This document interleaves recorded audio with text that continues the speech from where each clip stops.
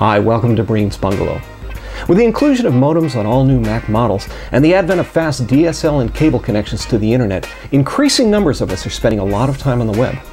If you'd like that time to be spent pleasantly, the following 10 tips are not for you.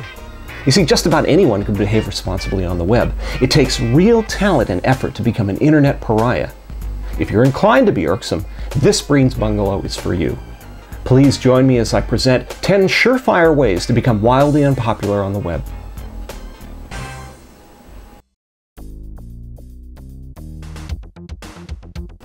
Type in all caps.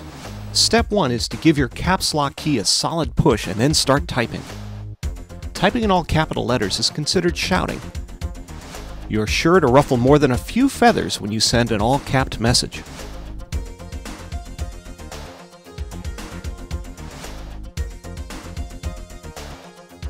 Spam. You see, the honor of being an internet lowlife is not reserved strictly for those who send out commercial bulk email. You too can be a spammer. Just send out the same message to numerous news groups or multiple threads within a single forum, and you too can join the ranks of the truly obnoxious.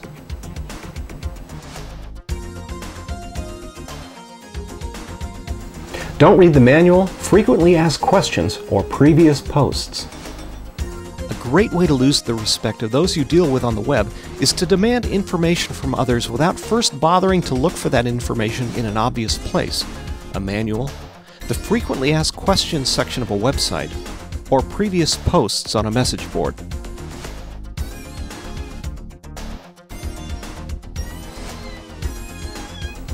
Respond immediately. Never, ever stop to think before sending a testy reply to a message you disagree with. No talent writer, eh? Or I'll show you, you pompous old poop. There.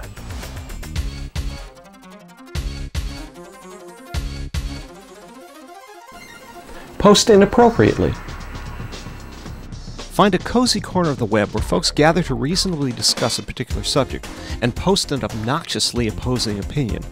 Earn extra points by sprinkling the subject heading of your posts with such juvenilia as sucks and rules.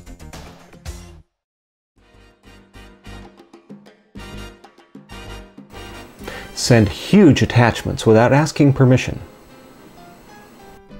Overload the email boxes of friends and strangers alike with multi-megabyte email attachments without first checking to see if it's okay. This is particularly effective when the recipient has a slow dial-up connection.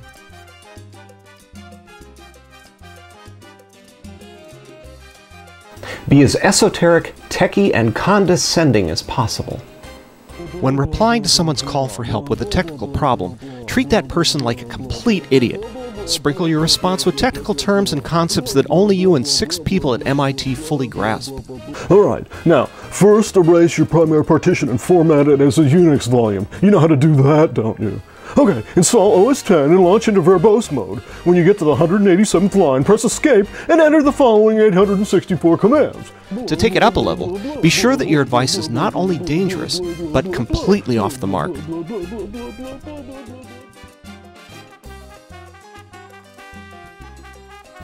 Be as clueless and vague as possible.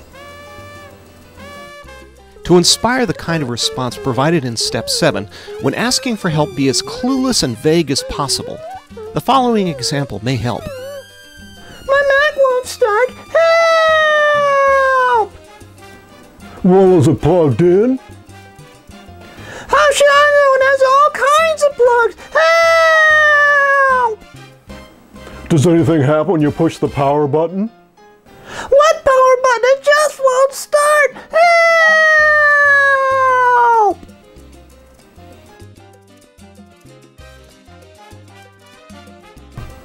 Send chainmail. Wow, if I send a copy of this letter in a can of cream corn to 100 of my friends, I'll receive $1 billion by the end of the month and avoid getting a really nasty rash. Let's face it, chainmail, whether real or in electronic form, is incredibly obnoxious. Go get 'em, Tiger.